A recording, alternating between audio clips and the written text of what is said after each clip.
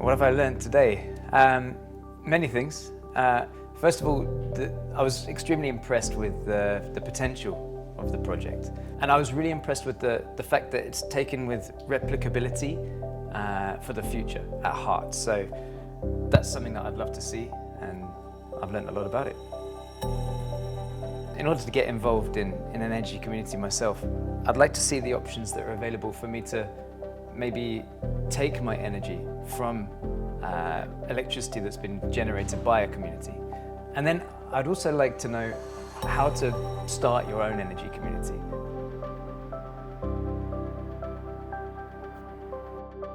So engaging citizens more, it's a really, really important question.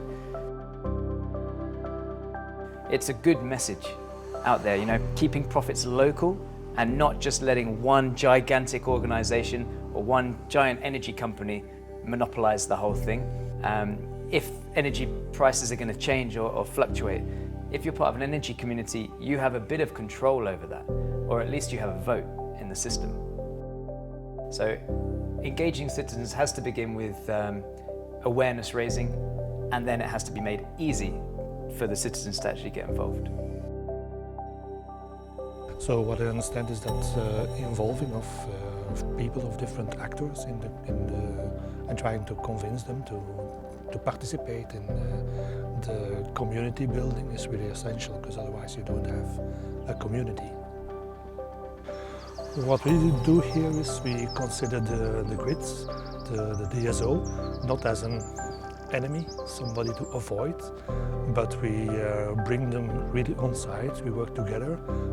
They co-invest in our lab so that we can try to find solutions and ways of working together with them instead of against them. So maybe that's a good thing to look at when you consider the value of an energy community.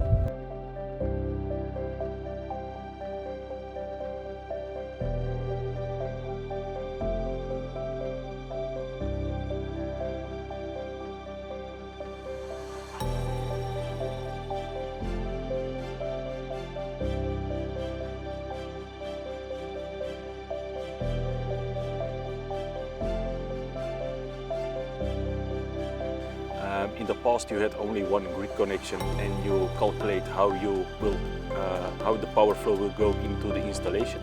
But now, more and more, we have renewables like solar, windmills, CHPs, and so on and so on. And this needs adaptive protection, mainly for the short-circuit protection. You see on residential, in the houses, people are having more and more solar panels. So it's very important and efficient to change your energy consumption and production to each other, that you have a stable grid and that you don't lose your production. It's a hustle in Belgium that you have still the legislation that is not allowing to sell energy from one house to your neighbor. So it's also on political wise, it's getting more and more important. I'm doing research in interdisciplinary projects on energy for 20 years now, and I'm involved in following energy communities in Brussels. We are following 6 energy communities. They are developing very interesting technology for that. They're trying also to involve students in the projects, it's in the student houses. Yeah, the Renaissance project also has a social component with it. So at the moment we're doing some tests with the students that are living in this building. There are 3 or 4 of these buildings. We only took 1 for the test. Now, at the moment, the students that are living here, they only pay their monthly rent, which also includes their electricity bill, etc. So if they consume more electricity or more gas, they don't pay more.